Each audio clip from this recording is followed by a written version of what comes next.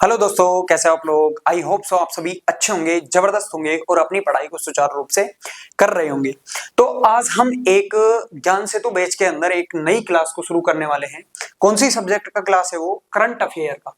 ठीक है, current affair हम आज शुरू करने वाले हैं। और ज्ञान सेतु जो बैच है, हम ये एसएससी की आगे आने वाली जितनी भी वैकेंसीज हैं, सीजीएल, सीपीओ, सीएचएसएल, सभी के लिए ये बहुत ही इंपॉर्टेंट है, जिसमें हम 3 से 4 सब्जेक्ट स्टार्ट करने वाले हैं। करंट अफेयर, स्टैटिक जीके और मैथ और रीजनिंग, और एक दो जो है जीके जीएस के अंदर से एक दो सब्जेक्ट और ले लेंगे। ठीक है, अभी हमने 2 सब्जेक्ट स्टार्ट की हुई है, एक स्टैटिक जीके की और एक करंट अफेयर की। ठीक है, स्टैटिक जीके की अभी 2 ही क्लास डाली है और करंट अफेयर की ये पहली क्लास है। मैं कोशिश करूंगा कि आपको डेली एक एक क्लास हर सब्जेक्ट से प्रोवाइड करा पाऊं। ठीक है, तो आज की क्लास को अपन करते हैं स्टार्ट। देखो, पहले वाला क्वेश्चन देखना। पहले वाला क्वेश्चन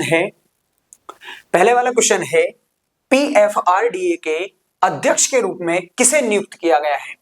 यदि कोई भी क्वेश्चन आपको आता हो तो उसका अपने आप से उस क्वेश्चन का आंसर देना। ठीक है, कमेंट बॉक्स में दे देना, जिससे कि आपकी क्या है, एक अच्छे वे में तैयारी हो सके। ठीक है, तो एक बार क्वेश्चन दोबारा पढ़ रहा हूं।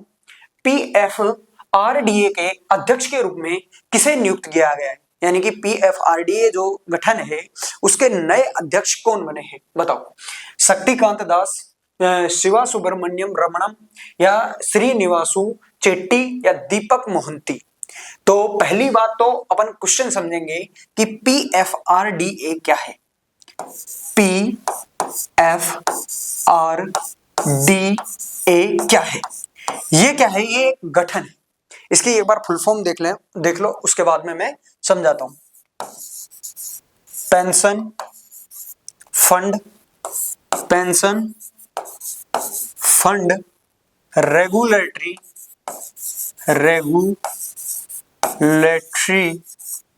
अरे ये क्या कर दिया,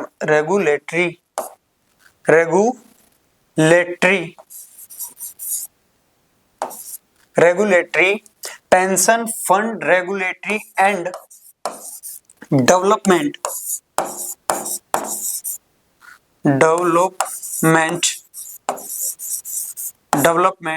अथॉरिटी।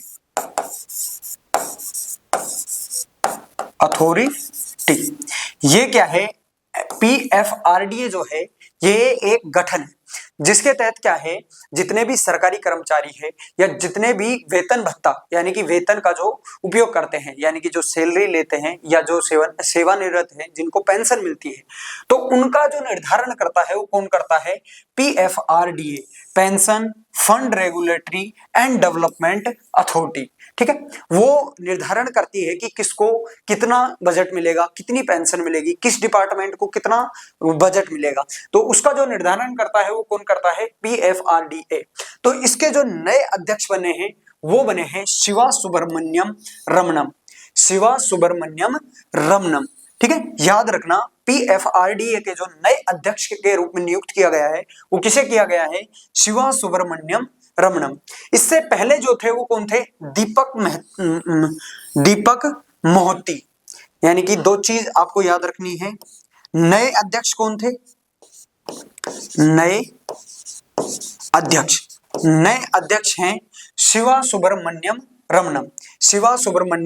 रमणम। और इससे पहले जो थे, शिवा सुब्रमण्यम से पहले वो कौन थे? दीपक मोहंती। इन्होंने जो कार्यभार संभाला था, देखो मैं इसको एक बार मिटा देता हूं। ठीक है, ये आपने लिख दिया होगा, PFRDA pension fund regulatory development authorities. तो इसने जो कार्यभार संभाला था, कार्यभार यानी कि इस पद का जो कार्यभार उठाया था अध्यक्ष पद का, वो कब उठाया था? 20 जून 2025 को। 20 जून 2025 को। समझ में आई बात? 3 चीज आपको बताइए। पीएफआरडीए क्या है? Pension fund regulatory and development authorities. दूसरा, उसके बाद में इसके जो नए अध्यक्ष हैं वो कौन है? शिवा सुब्रमण्यम रमणम। इसके जो पुराने जो अध्यक्ष थे वो कौन थे? दीपक मोहंती। और इन्होंने जो कार्यभार संभाला था वो कब संभाला था? 20 जून सन 2025 को। दूसरा, एक पूछ लिया जाता है कि पीएफ आरडीओ का जो मुख्यालय है वो कहां पर है? तो इसका जो मुख्यालय है वो है नई दिल्ली में। मुख्यालय जो है वो न्यू दिल्ली में है, नई दिल्ली में है। ठीक है, समझ में आई बात? न्यू दिल्ली के अंदर है। ठीक है, समझ में आई बात? देखो मैं इसको एक एक पॉइंट लगाकर मैं आपको दोबारा से समझा देता हूं। ठीक है, अभी मैं गचड़ा पचड़ा कर दिया इसमें, कोई नहीं, एक बार अच्छे से समझ में आ जाएगा। ठीक है, देखो पहला पॉइंट है PFRDA। पहला पॉइंट है PFRDA। ठीक है, PFRDA क्या है? इसकी फुल फॉर्म क्या है? Pension fund regulatory development and authorities. ठीक है, इसका जो मुख्यालय है, इसका जो मुख्यालय है वो कहां है? न्यू दिल्ली में। मुख्यालय जो है वो कहां है? न्यू दिल्ली में, न्यू दिल्ली। ठीक है, न्यू दिल्ली के अंदर। ठीक है, नए जो अध्यक्ष, अब इसके जो नए अध्यक्ष है वो कौन है?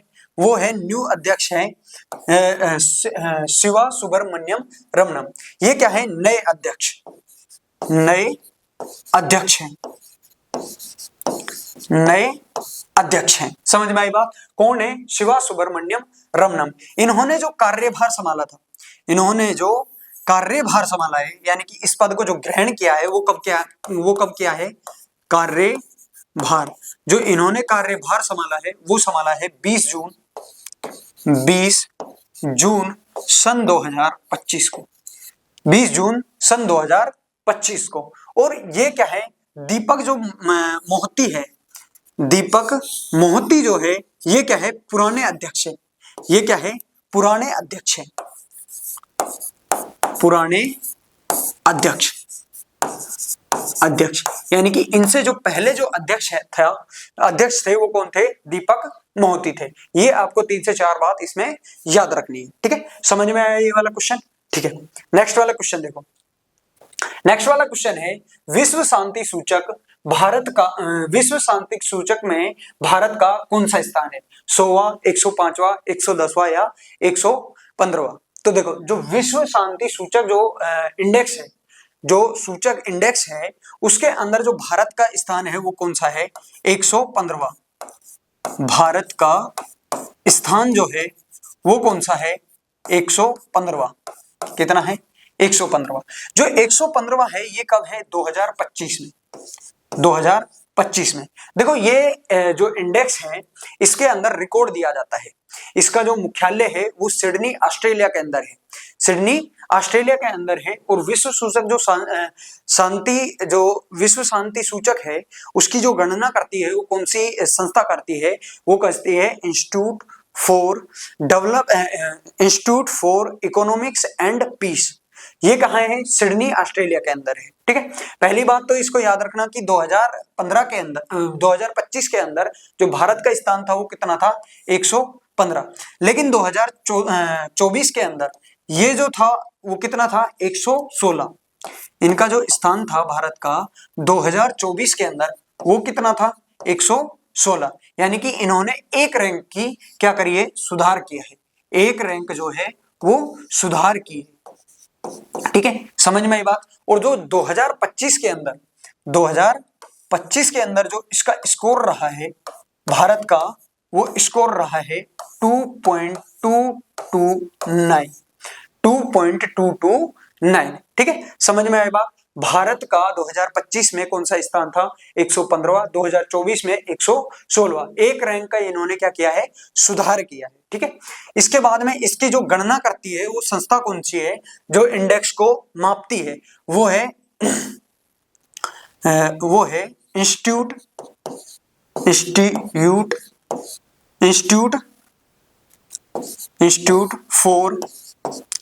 For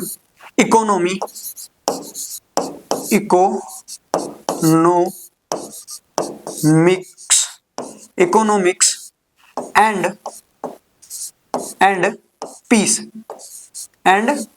piece. इसे IEPB कहते हैं, IEPB कहते हैं। ये क्या करती है? ये शांति सूचक जो इसकी गणना करती है, क्या करती है? गणना करती है। इसकी जो गणना करती है वो कौन करती है? Institute for Economics and Peace, IEP, ये कहां पर है? ये सिडनी ऑस्ट्रेलिया के अंदर है। कहां पर है? सिडनी ऑस्ट्रेलिया में इसका क्या है? मुख्यालय है। सिडनी ऑस्ट्रेलिया, ऑस्ट्रेलिया, ठीक है, सिडनी ऑस्ट्रेलिया के अंदर क्या है? इसका मुख्यालय है। ठीक है, इसके बाद में देखना यहां पे सबसे शांत, जो शांत देश हैं, शांत जो देश हैं वो कौन कौन से हैं? सबसे ऊपरी स्थान पर, यानी कि इस इंडेक्स के अंदर जो सबसे ऊपर के स्थान पर आते हैं वो कौन कौन से देश आते हैं? पहला आता है आइसलैंड, आइसलैंड जो क्या है? सबसे शांत देश है, यानी कि लड़ाई झगड़ा बहुत कम करता है। ये शांति सूचक जो देश है उसके अंदर आते हैं। दूसरा है आयरलैंड, दूसरा क्या है? Ireland, Ireland, Ireland. और तीसरा जो है वो है न्यूजीलैंड, न्यूजीलैंड। समझ में आई बात? आयरलैंड, न्यूजीलैंड और आइसलैंड। आइसलैंड सबसे ऊपर है, ये 2008 से नंबर 1 पर है, 2008 से नंबर 1 है, नंबर 1 पोजीशन पर क्या है? आइसलैंड है। ठीक है, और इसके बाद में देखना इसके बाद में देखना यहां पे लिख दो सबसे अशांत, जो अशांत है, अशांति यानी कि जो लड़ाई दंगे करते रहते हैं, उसमें जो नंबर पहले स्थान पर आता है, यानी कि इसमें जो टोटल जो देश है, यानी कि Institute for Economics and Peace के अंदर जो टोटल देशों की जो गणना की जाती है वो देश कितने हैं? वो देश है 163, वो टोटल देश है 163, यानी कि टोटल जो देश है वो कितने हैं? 163। तो उनमें सबसे जो लास्ट स्थान पर है 163वें जो स्थान पर है वो रूस है। वो कौन सा देश है? रूस है। उसके बाद में यूक्रेन, यूक्रेन, रूस, यूक्रेन और सूडान, ये क्या है? ये सबसे ज्यादा दंगा करने वाले देश है, रूस, यूक्रेन और सूडान। समझ में आई बात? 163वां स्थान है, 162वां है इसका, 162वां और 161वां। ठीक है, समझ में आई बात? ये वाली 3-4 बातें समझ में आई। भारत में इसका स्थान जो है 115 है, 2024 में कितना था? 116 था। ठीक है, इतनी बात समझ में आई। लेकिन इसके बाद में एक और पॉइंट याद रखना आप, जो भारत के पड़ोसी देश है उसमें जो शांति सूचक जो ग्राफ है, इंडेक्स है, उसके अंदर कौन कौन सा स्थान है? पड़ोसी देश, पड़ोसी देश, पड़ोसी देश में पहला जो नाम आता है वो आता है भूटान, भूटान। ये देखो, ये सबसे शांत देश है अपने यहाँ पर। भारत का जो पड़ोसी देश है उसमें जो सबसे शांत है वो कौन सा है? भूटान। और इसका जो स्थान है वो कौन सा है? 21वां है। दूसरा, इसके बारे में ये भी बात याद रखना कि दक्षिण एशिया का, दक्षिणी एशिया का, दक्षिणी एशिया का सबसे शांत, का सबसे शांत, सबसे शांत जो देश है वो कौन सा है? भूटान है। शांत देश जो है वो कौन सा है? भूटान है। यदि पूछ लिया जाए दक्षिणी एशिया का सबसे शांत देश कौन सा है तो भूटान है। और ये जो विश्व शांति सूचक इंडेक्स जो है उसके अंदर कौन से स्थान पर है? 21वें पर। दूसरा आता है नेपाल, नेपाल, नेपाल जो है वो 76 स्थान पर है, 76वां स्थान किसका है? नेपाल का है। फिर भारत, भारत का तो आपको पता ही होगा 2025 के अंदर 115वां स्थान है। ठीक है, फिर आता है इसका पड़ोसी देश बांग्लादेश, बांग्लादेश, बांग्लादेश और पाकिस्तान से तो आप उम्मीद ही क्या लगा सकते हो। ठीक है, तो जो बांग्लादेश का स्थान है वो 123वां स्थान है। ठीक है, समझ में आई बात? विश्व शांति सूचक जो इंडेक्स है उसके अंदर कौन सा स्थान है? 123वां स्थान है। उसके बाद में चौथे नंबर पर आता है पाकिस्तान, पाकिस्तान, ये तो मक्कारों का मक्कार है। ठीक है, और इसका जो स्थान है वो कौन सा है? 144वां। इसका जो स्थान है वो कौन सा है? 144वां स्थान है। ठीक है, समझ में आई बात? ये याद रख लेना, यदि पूछा जाए तो आपसे बता देना। ठीक है, नेक्स्ट वाले क्वेश्चन की ओर चले। नेक्स्ट क्वेश्चन देखो, नेक्स्ट वाला क्वेश्चन है भारत के परमाणु ऊर्जा मिशन के तहत कौन सा राज्य अपना पहला परमाणु ऊर्जा संयंत्र स्थापित करने जा रहा है? यानी कि जो परमाणु ऊर्जा संयंत्र जो है वो पहली बार कौन से राज्य में 2025 में स्थापित किया गया था? बताओ, उत्तर प्रदेश में, गुजरात में, झारखंड में या बिहार में? तो जो पहला अपना जो परमाणु ऊर्जा संयंत्र लगाया था वो बिहार ने लगाया था। वो किसने लगाया था? बिहार ने। वो किसने लगाया था? बिहार में। बिहार में अपना पहला जो परमाणु ऊर्जा संयंत्र है वो कब लगा था? 2025 में। कब लगा? 2025 में। कहा? नवादा जिले के राजौली स्थान में। नवादा जिले के राजौली स्थान में, राजौली स्थान पर क्या है? पहला परमाणु ऊर्जा संयंत्र स्थापित किया गया। स्थान पर पहला परमाणु ऊर्जा, बिहार का जो पहला परमाणु ऊर्जा संयंत्र है वो कहां पर लगाया गया? नवादा जिले के राजौली स्थान में। कहां पर? नवादा जिले के राजौली स्थान में परमाणु ऊर्जा का पहला, बिहार का पहला परमाणु ऊर्जा जो संयंत्र है वो लगाया गया। और जो ये संयंत्र है ये किस प्रकार का है? ये है स्मॉल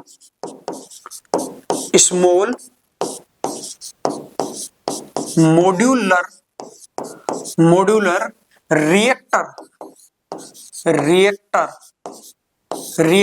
तकनीक पर आधारित संयंत्र लगाए गए हैं।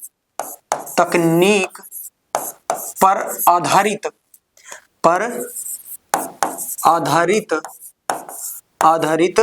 संयंत्र लगाए गए हैं।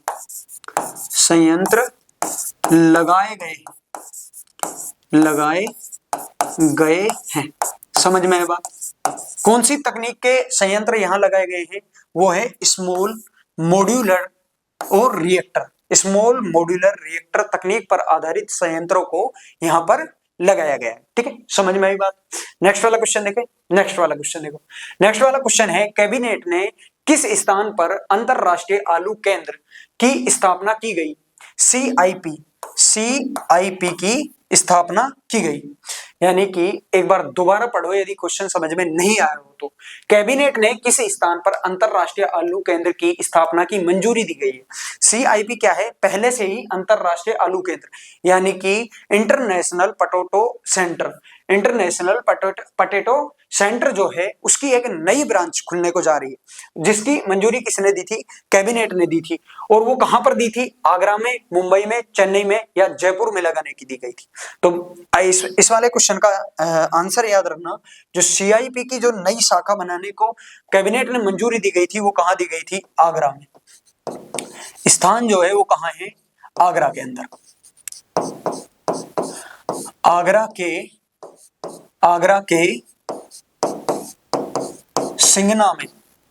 के सिंगना नामक स्थान में। ठीक है, और यदि पूछ लिया जाए ये राज्य कौन से राज्य में, तो यहां पे याद रखना उत्तर प्रदेश में। ठीक है, समझ में आई बात? उत्तर प्रदेश के अंदर कैबिनेट ने अंतरराष्ट्रीय आलू केंद्र का एक नया जो केंद्र है वो स्थापित करने की मंजूरी दी गई थी। ठीक है, समझ में आई बात? किसकी अध्यक्षता में? यदि अध्यक्षता पूछ ले, अध्यक्षता में, तो 25 जून 2025 को प्रधानमंत्री नरेंद्र मोदी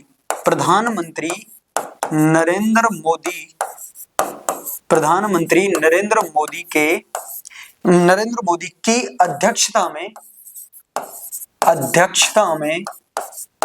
अध्यक्षता में इसे मंजूरी दी गई। इसे क्या दी गई? मंजूरी दी गई। ठीक है, समझ में आई बात? कहां पर ये संस्थान में ये केंद्र बनाया जाएगा? आगरा के सिंगना में। कब इसको मंजूरी मिली थी? 25 जून सन 2025 को। तो इसमें जो लागत लगेगी, इस योजना को पूरा करने में जो लागत लगेगी वो कितनी लगेगी? लागत जो है वो लगेगी 171 करोड़। 171 करोड़। तो 171 करोड़ में से दो भागों में बटेगा। एक तो जो CIP जो है, जो सेंटर इंटरनेशनल पोटैटो जो सेंटर है उसको वो देगा 60 करोड़। वो कितने देगा? 60 करोड़। 60 करोड़ कौन देगा? CIP। और जो बचे कुचे जो 111 करोड़ है, 111.5 करोड़ वो देगी भारत सरकार। वो कौन देगी? भारत सरकार। वो कौन देगी? भारत सरकार। भारत सरकार। ठीक है, समझ में आई बात? CIP एक अपना नया केंद्र स्थापित करने वाला है। CIP क्या है? ये क्या है? आलू के उत्पादन को बढ़ावा देने के लिए वहां से प्रमाणित बीज, उनको खाद जो भी है उसका एक केंद्र है। उसका एक नया केंद्र खोलने वाले हैं। कहां पर? आगरा के सिंगना में। कहां पर? उत्तर प्रदेश के अंदर। इसको जो मंजूरी मिली थी, यानी कि ये बनाने की जो पूर्णतः भारत सरकार द्वारा जो मंजूरी दी गई थी वो कब दी गई थी? 25 जून सन 2025 को। ठीक है, इसमें जो टोटल लागत आएगी वो कितनी आएगी? 171 करोड़, जिसमें से 111.5 करोड़ जो है वो कौन देगी? भारत सरकार। और जो 60 करोड़ है वो कौन देगी? अंतरराष्ट्रीय आलू केंद्र का जो पुराना जो संस्थान है वो इसमें से 60 करोड़ देगा। ठीक है, समझ में आई बात? तो इसका जो आंसर आएगा वो आएगा आगरा। ठीक है, नेक्स्ट वाला क्वेश्चन देखो। नेक्स्ट वाला क्वेश्चन है, रेतले वे किशनगंगा जल विद्युत परियोजना किस राज्य व केंद्र शासित प्रदेश में स्थित है? रेतले और किशनगंगा जल विद्युत परियोजना, तो ये कहां पर है? बिहार में, कर्नाटक में, जम्मू कश्मीर में या झारखंड में? देखो कई बार क्या है, क्वेश्चन में ही आंसर छिपा होता है। ये देखो, ये सभी में क्या है? केंद्र शासित प्रदेश एक ही है। कौन सा? जम्मू एंड कश्मीर। यदि कोई दिमाग भी लगाए, यदि उत्तर नहीं भी पता हो तो कई बार अपने को क्वेश्चन से ही आंसर का पता लग जाता है। तो इसका आंसर आएगा जम्मू कश्मीर। लेकिन दोनों के बारे में थोड़ा थोड़ा देख लेते हैं। रेतले जल विद्युत परियोजना, जल विद्युत परियोजना, देखो इस परियोजना में ये कहां पर है? ये जम्मू कश्मीर के, पहला पॉइंट याद रखना, जम्मू कश्मीर के इसको थोड़ा छोटा करना पड़ेगा भाई, रुको एक सेकंड रुकना। ठीक है, जम्मू कश्मीर के किश्तवाड़ा, अरे अब तो ज्यादा छोटा हो गया, एक मिनट रुको। जम्मू कश्मीर के किश्तवाड़ा में, ठीक, जम्मू कश्मीर के किश्तवाड़ा नामक जिले में यह परियोजना क्या है? स्थित है। ठीक है, पहला पॉइंट याद रखना, किश्तवाड़ा जिले में कौन सी नदी पर जल विद्युत जो परियोजना है, इसमें क्या है? विद्युत जो बनाई जाती है वो जल से। तो कौन सी नदी पर है? चिनाब नदी पर। ठीक है, समझ में आई बात? और ये जो परियोजना है, इस परियोजना के तहत अपन कितनी विद्युत बनाते हैं? 850 मेगावाट। 850 मेगावाट की जल विद्युत जो विद्युत है उसको उत्पादित करते हैं। ठीक है, समझ में आई बात? ये तो हो गई रेतला। ठीक है, समझ में आई बात? अब दूसरी जो है वो कौन सी है? किशनगंगा। दूसरी जो है वो कौन सी है? किशनगंगा।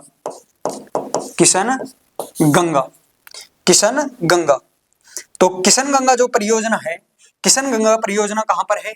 ये भी जम्मू कश्मीर में है। लेकिन कहां पर है? जम्मू कश्मीर के बांदीपोरा में है। ठीक है, कौन सी नदी पर है? किशनगंगा नदी पर। कौन सी नदी पर है? किशनगंगा नदी पर। और जो किशनगंगा नदी है ये क्या है? ये झेलम नदी की सहायक नदी है। झेलम नदी की सहायक नदी है। ठीक है, झेलम नदी की सहायक नदी है। और ये कितनी विद्युत उत्पादित करती है? 330 मेगावाट। 330 मेगावाट ये क्या है?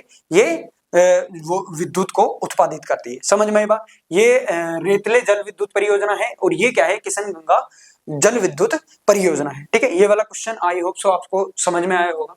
नेक्स्ट वाला क्वेश्चन देखो, SCO के रक्षा मंत्रियों की बैठक किस देश में आयोजित की गई? SCO क्या है? पहले तो SCO देख लो। SCO है Shanghai corporation organisation, Shanghai corporation organisation, यानी कि संघाई है वो, संघाई नहीं है सॉरी, संघाई सहयोग संगठन, संघाई सहयोग संगठन, संघाई जो सहयोग संगठन है, इसकी एक बात और याद रखना, इसकी जो स्थापना की गई थी वो कब की गई थी, वो 15 जून सन 2001 में इसकी स्थापना की गई थी। ठीक है, स्थापना 15 जून सन 2001 को इसकी स्थापना की गई थी। SCO क्या लिख दिया ये यार, थोड़ा मोटे कर लेता हूं। SCO संघाई कॉरपोरेशन ऑर्गेनाइजेशन, संघाई सहयोग संगठन। अब उसने पूछा है संघाई सहयोग संगठन के रक्षा मंत्रियों की जो बैठक हुई थी वो कौन से देश में हुई थी, वो भारत में हुई थी, जापान में हुई थी, चीन में हुई थी या भूटान में हुई थी। तो याद रखना इसकी जो बैठक हुई थी 2025 में, जो बैठक हुई थी 2025 में, जो बैठक हुई थी वो कौन सी बैठक थी, 22वीं बैठक थी। कौन सी, 22वीं बैठक थी। ठीक है, बैठक थी रक्षा मंत्रियों की, जो संघाई सहयोग संगठन है उसकी 2025 में एक बैठक हुई थी जो 22वीं बैठक थी। संघाई, इसके अंदर जो रक्षा मंत्री थे वो क्या है, आतंकवाद से लड़ने के लिए और अपनी रक्षा व्यवस्था को सुदृढ़ बनाने के लिए ऐसे मुद्दों पर विचार करती थी। तो 2025 में जो बैठक हुई थी वो कौन सी थी, 22वीं बैठक थी। दूसरा, ये कहां पर हुई, ये हुई थी चीन के किंगदाओ में, चीन के किंगदाओ में यह बैठक हुई। ठीक है, यह बैठक हुई। ठीक है, यह बैठक कहां पर हुई, चीन के किंगदाओ में, चीन के किंगदाओ में यह बैठक आयोजित की गई थी। ठीक है, और इसके जो अध्यक्ष थे, इसके जो अध्यक्ष थे, अध्यक्ष कौन थे, चीन के जो रक्षा मंत्री हैं, चीन के रक्षा मंत्री, चीन के रक्षा मंत्री एडमिरल डोंग जून जो थे वो इसके क्या थे, रक्षा मंत्री जो थे एडमिरल डोंग जून, वो क्या थे, अध्यक्ष थे। वो कौन थे, अध्यक्ष थे। एडमिरल डोंग जून ये इसके क्या थे, अध्यक्ष थे। समझ में आई बात। और इसके बाद में एक नेक्स्ट पॉइंट और याद रखना कि 2026 में जो SCO की रक्षा मंत्रियों की जो बैठक होने वाली है वो कहां होने वाली है, 2026 में जो बैठक होगी, यानी कि 23वीं बैठक जो है, 23वीं जो बैठक है वो बैठक कहां होगी, बैठक जो है वो कहां होगी, वो किर्गिस्तान में होगी, किर्गिस्तान में होगी। कहां पर होगी, किर्गिस्तान में। समझ में आई बात, किर्गिस्तान के अंदर इसकी 23वीं बैठक होगी। ठीक है, समझ में आई बात, किर्गिस्तान के अंदर इसकी 23वीं बैठक होगी। ठीक है, SCO की जो संघाई सहयोग संगठन है वो कब स्थापित किया गया, 15 जून सन 2001 को। इसकी जो रक्षा मंत्रियों की बैठक होती है वो आतंकवाद से लड़ने के लिए और अपनी रक्षा व्यवस्था को सुदृढ़ करने के लिए इन विचारों पर, इन मुद्दों पर विचार करती है। और जो 2025 में जो बैठक हुई वो कौन सी थी, 22वीं बैठक थी। और ये कहां पर हुई, चीन के किंगदाओ में यह बैठक हुई। कहां पर, चाइना के अंदर, चाइना के किंगदाओ में। अध्यक्ष कौन थे, चीन के रक्षा मंत्री एडमिरल डोंग जून थे। ठीक है, समझ में आई बात। और ये भविष्य में 2026 के अंदर जो 23वीं बैठक होगी वो कहां होगी, किर्गिस्तान के अंदर। ठीक है, समझ में आई बात। ये वाला क्वेश्चन समझ में आया। नेक्स्ट वाला क्वेश्चन देखो। नेक्स्ट वाला क्वेश्चन है, कौन सा राज्य खेलो इंडिया यूनिवर्सिटी गेम 2025 की मेजबानी कर रहा है। देखो 2025 के अंदर जो मेजबानी की थी, यानी कि जो यूनिवर्सिटी थे या जो लोकल क्रिकेट था, लोकल क्रिकेट के जो टूर्नामेंट ऑर्गेनाइज कराए थे वो 2025 में वो किसने कराए थे, वो राजस्थान के अंदर कराए गए थे।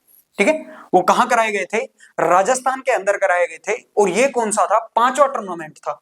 कौन सा, 5वां टूर्नामेंट था, 5वां टूर्नामेंट था। ठीक है, ये जो टूर्नामेंट था ये कौन सा था, 5वां टूर्नामेंट था। टूर्नामेंट, ये कौन सा टूर्नामेंट था, 5वां टूर्नामेंट था और ये कौन से 7 शहरों में आयोजित किया गया था? 7 शहरों में आयोजित किया गया था। राजस्थान के 7 शहरों में आयोजित किया गया था। आयोजित किया गया था। आयोजित किया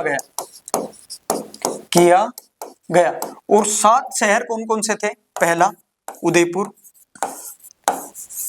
उदयपुर, दूसरा था जयपुर, जयपुर, जोधपुर, उदयपुर, जयपुर, जोधपुर,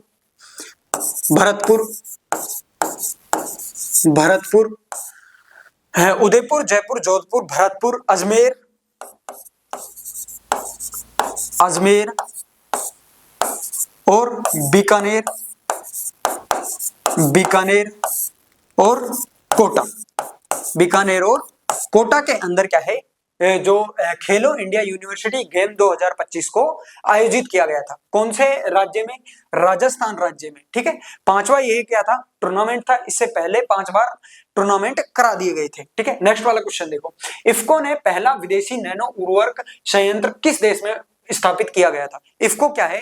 इफ्को क्या है? जो कृषि है, कृषि के लिए उर्वरक, खाद, बीज आदि को बनाने वाली एक संस्था है। तो इफ्को ने अब की बार क्या है? एक विदेशी नैनो उर्वरक संयंत्र स्थापित किए गए, यानी कि विदेश के अंदर अपने उर्वरक बनाने के संयंत्रों को स्थापित किया गया है, अपनी तकनीक को स्थापित किया गया था। कौन से देश के अंदर उन्होंने उर्वरक जो संयंत्र है वो लगाए हैं? बताओ, ब्राजील में, कनाडा में, मिस्र में या ईरान में? तो वो लगाए थे, वो ब्राजील के अंदर लगाए थे। कहां पे? ब्राजील में। इफ्को ने जो अपना पहला विदेशी नैनो उर्वरक संयंत्र जो लगाया था वो कहां लगाया था? ब्राजील में। और ब्राजील में कहां पर? क्रूतिबा, ब्राजील के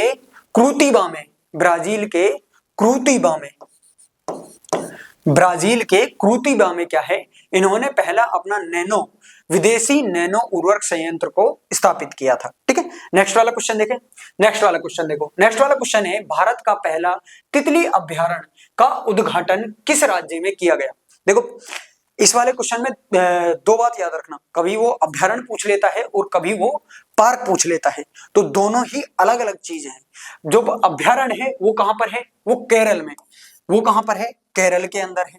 पहला जो अभ्यारण्य है ये क्या है? अभ्यारण्य। और यदि वो पूछ ले कि पार्क जो है, पार्क कहां पर है? वो कर्नाटक में। पार्क जो है वो कर्नाटक में है। तो अभ्यारण्य कौन सा था? 2025 में अभ्यारण्य खोला गया है। क्या खोला गया है? अभ्यारण्य। ठीक है, अरे गचड़ पचड़ कर दिया, देख लेना। ठीक है, अभ्यारण्य। तो जो अभ्यारण्य है वो कहां पर है? केरल राज्य के अंदर 2025 में खोला गया। 2025 में कौन सा?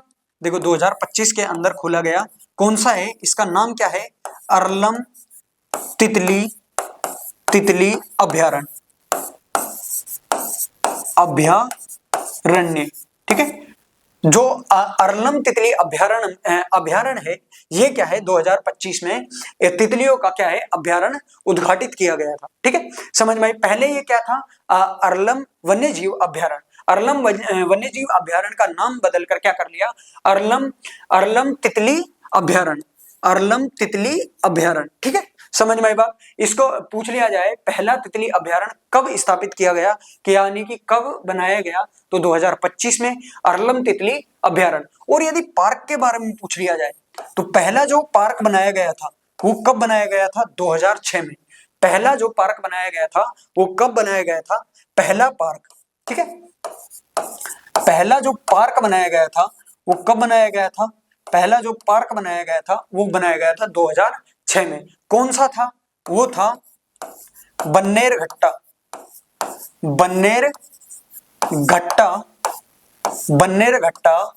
बायोलॉजिकल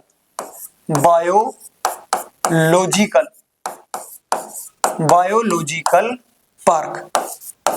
बन्नेरघट्टा बायोलॉजिकल पार्क ये क्या है? भारत का पहला तितली पार्क है। भारत का पहला तितली पार्क 2006 में बनाया गया। कौन सा? Bannerghatta biological park. और पहला जो अभ्यारण्य है वो कब बनाया गया? 2025 में। कौन सा? अरलम तितली अभ्यारण्य। नेक्स्ट वाला क्वेश्चन देखो। नेक्स्ट वाला क्वेश्चन है, नए रो चीफ के रूप में किसे नियुक्त किया गया था? पराग जैन को, उमंग सिन्हा को, प्रवीण सूद को, आलोक शर्मा को।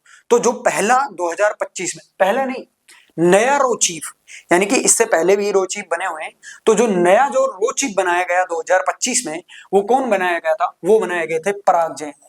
वो कौन बनाए गए थे? पराग जैन। और पराग जैन ने जो अपना कार्यभार संभाला था, कार्यभार जो संभाला था, वो कब संभाला था? 1 जुलाई 2025 को, 2025 को। ठीक है, इसके बाद में एक और पॉइंट याद रखना, जो पराग जैन है, पराग जैन क्या है?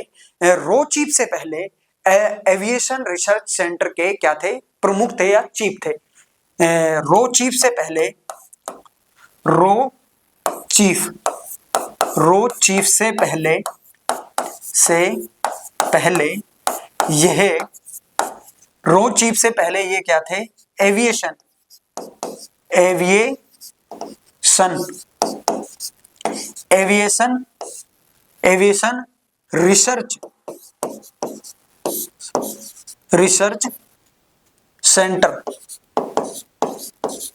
रिसर्च सेंटर के चीफ थे। के क्या थे? के चीफ थे। ठीक है, एविएशन रिसर्च सेंटर के क्या थे? एविएशन रिसर्च सेंटर के चीफ थे। और ये क्या थे? इसको जो ये ऑपरेशन सिंदूर हुआ था, उसका मास्टरमाइंड बताया जाता है, क्योंकि इन्होंने आतंकवादियों पर रिसर्च करके उनके खुफिया अड्डों के बारे में बताया गया था। ठीक है, तो इसको याद रख लेना कि जो पराग जैन है, रो चीफ बन चुके हैं अभी, पहले क्या थे? एविएशन रिसर्च सेंटर के प्रमुख थे, जिन्होंने ऑपरेशन सिंदूर के अंदर महत्वपूर्ण भूमिका निभाई थी। ऑपरेशन सिंदूर का मास्टरमाइंड, ऑपरेशन सिंदूर, ऑपरेशन सिंदूर का मास्टरमाइंड माना जाता है। ठीक है, मास्टरमाइंड माना जाता है, ऑपरेशन सिंदूर का मास्टरमाइंड माना जाता है, जिससे कि इन्होंने क्या किया था? आतंकवादियों के खुफिया अड्डे को बताकर सटीक जानकारी देकर उसमें भागीदारी निभाई थी। ठीक है, नेक्स्ट वाला क्वेश्चन देखो। नेक्स्ट वाला क्वेश्चन है, कौन सा देश विश्व पुलिस और अग्निशामक खेलों में 2029 की मेजबानी करने वाला है? देखो, अग्निशामक खेल और पुलिस जो खेल है, ये क्या है? 2029 में ये जो विश्व पुलिस और अग्निशामक खेल है, इसके अंदर जो भी जल सेवक हैं या अग्निशामक जो सेवक हैं या पुलिस डिपार्टमेंट के जितने भी सेना निवृत्त या जो सेवा के कर रहे हैं फिलहाल में, उनका प्रतियोगिता कराई जाती है, उनको खिलाया जाता है, उनकी खेल प्रतियोगिता होती है, जिसमें एथलीट्स, कुश्ती और भाई अदर जो तैराकी वगैरह जो भी करना चाहे, वो खेलों का आयोजन कराया जाता है।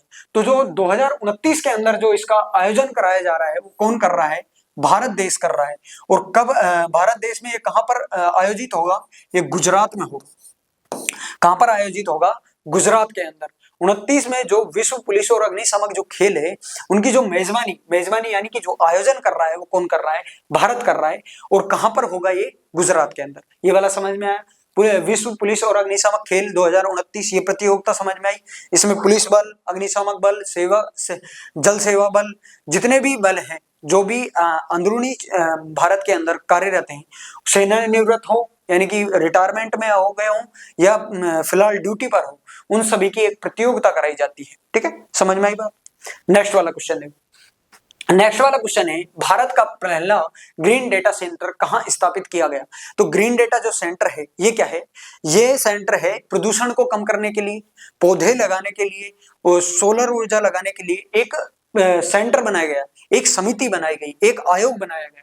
उसको क्या नाम दे दिया गया? Green data centre. तो भारत का जो पहला ग्रीन डेटा सेंटर है, वो कहां स्थापित किया गया? जयपुर में, पटना में, गुवाहाटी में या गाजियाबाद में? तो उसका सही आंसर आएगा गाजियाबाद। गाजियाबाद उत्तर प्रदेश में, गाजियाबाद उत्तर प्रदेश में। लेकिन एक बात और याद रखना, यदि यहां पर गाजियाबाद नहीं देकर नोएडा दे दे, तो आपको वहां पर आंसर लगाना होगा नोएडा उत्तर प्रदेश। कुछ किताबों के अंदर इसका आंसर जो है वो नोएडा उत्तर प्रदेश भी है। ठीक है, तो याद रखना, गाजियाबाद नहीं होकर उत्तर प्रदेश भी यहाँ पर नोएडा उत्तर प्रदेश भी आ सकता है। ठीक है, समझ में आया? तो आई बात, ग्रीन डेटा सेंटर समझ में आया? प्रदूषण को कम करने के लिए, वृक्ष लगाने के लिए, सोलर ऊर्जा लगाने के लिए एक गठन का आयोजन किया गया जिसको नाम दिया गया green data centre. Next question देखो, केंद्रीय गृह मंत्री अमित शाह ने किस राज्य में राष्ट्रीय हल्दी बोर्ड का उद्घाटन किया गया? यहां से आपको दो क्वेश्चन याद होंगे, पहला हल्दी सबसे ज्यादा उत्पादित कौन से राज्य में होती है, और दूसरा राष्ट्रीय हल्दी बोर्ड का उद्घाटन किस राज्य में किया गया। तो अमित शाह ने 2025 के अंदर जो राष्ट्रीय हल्दी बोर्ड का उद्घाटन किया गया वो कहां पे किया गया था? तमिलनाडु के अंदर। कहां पे किया गया था? तमिलनाडु के अंदर। तमिलनाडु में कहां पर? निजामाबाद में। निजामाबाद में, तमिलनाडु के निजामाबाद में, क्योंकि यहाँ पर क्या है, बहुत ज्यादा हल्दी होती है। हल्दी के उत्पादन को बढ़ावा देने के लिए, उनकी उर्वरकता को समझने के लिए एक गठन या एक बोर्ड का स्थापना की गई, राष्ट्रीय हल्दी बोर्ड, जिससे क्या है विदेशों में उसका आयात किया जा सके, निर्यात किया जा सके, वहां से मंगाया या भेजा जा सके। ठीक है, तो वो कहां पर खोला गया? तमिलनाडु के अंदर, तमिलनाडु निजामाबाद में अंदर। ये मंजूरी इसकी दी थी, जो दी गई थी वो कब दी गई थी? वो दी गई थी अक्टूबर में नरेंद्र मोदी द्वारा।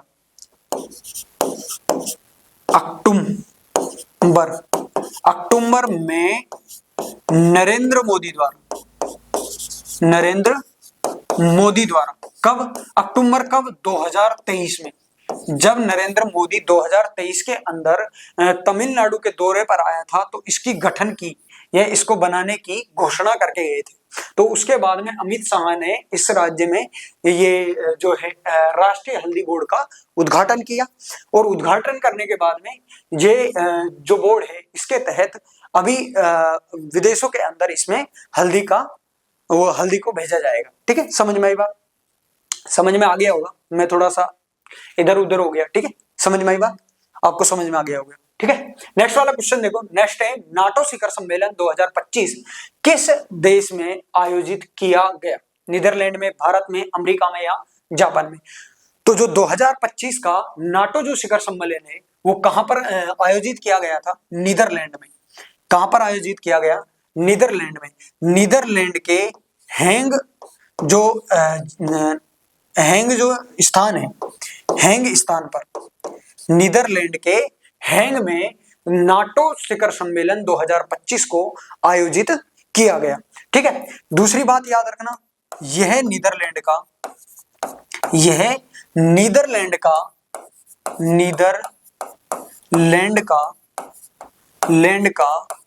पहला नाटो शिखर सम्मेलन था। नाटो शिखर सम्मेलन था।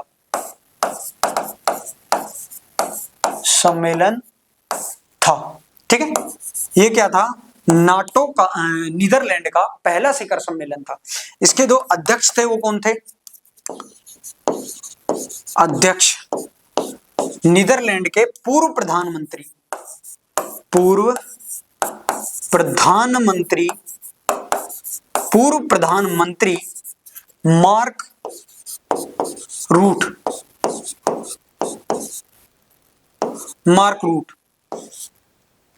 मार्क रूट क्या थे? इनके अध्यक्ष थे, पूर्व प्रधानमंत्री मार्क रूट। और मार्क रूट को क्या है? मार्क रूट को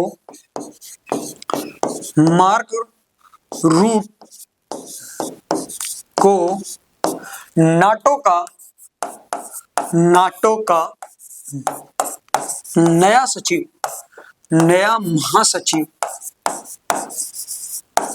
महासचिव बनाया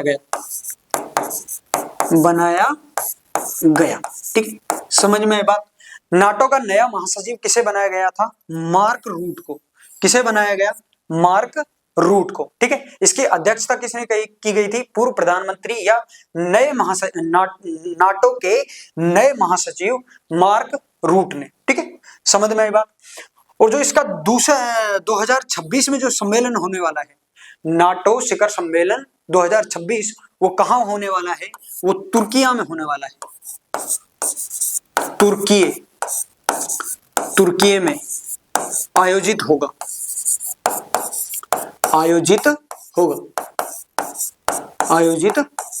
समझ में आई बात?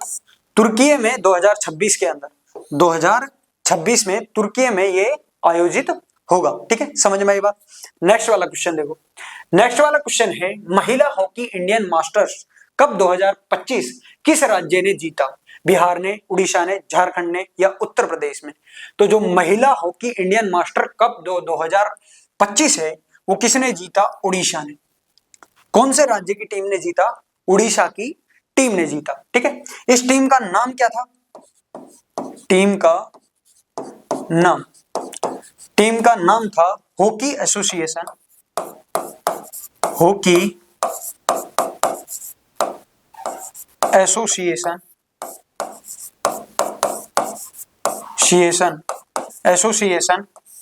Hockey association of Odisha. ठीक है, समझ में आई बात। Hockey association of Orissa, team का जो नाम था हॉकी एसोसिएशन ऑफ उड़ीसा। इन्होंने किसे हराया?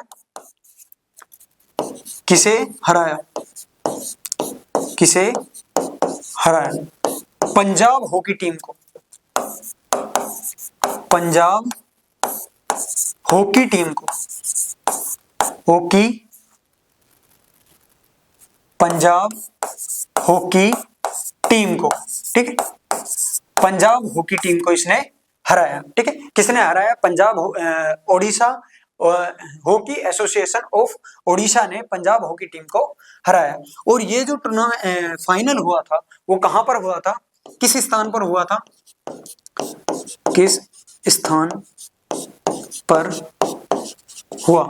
जो फाइनल जो मैच था वो कौन से स्थान पर हुआ था? चेन्नई के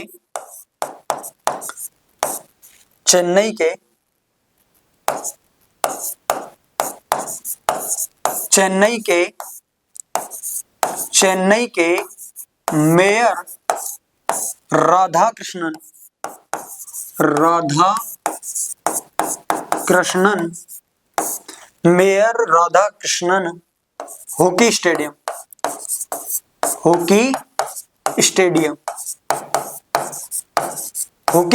के अंदर यह आयोजित किया गया। ठीक है, समझ में आई बात। ये कुछ 14-15 क्वेश्चन थे, बहुत ही इंपॉर्टेंट क्वेश्चन थे जो आपके एग्जाम बेस में बहुत ही आपको हेल्पफुल करेंगे। आज थोड़ा सा माइंड इधर उधर हो रहा है। ठीक है, थोड़ा हकला रहा हूं। यदि कोई भी चीज समझ में नहीं आई हो तो भाई एडजस्ट कर लेना। ठीक है, आज के लिए इतना ही। अच्छे से इसको पढ़ लेना और अपने हिसाब से पढ़ लेना। ठीक है, मेरे से यदि गलती हो गई हो तो उसको आप खुद सुधार कर आप उसे पढ़ लेना। ठीक है, धन्यवाद। जय हिंद, जय भारत।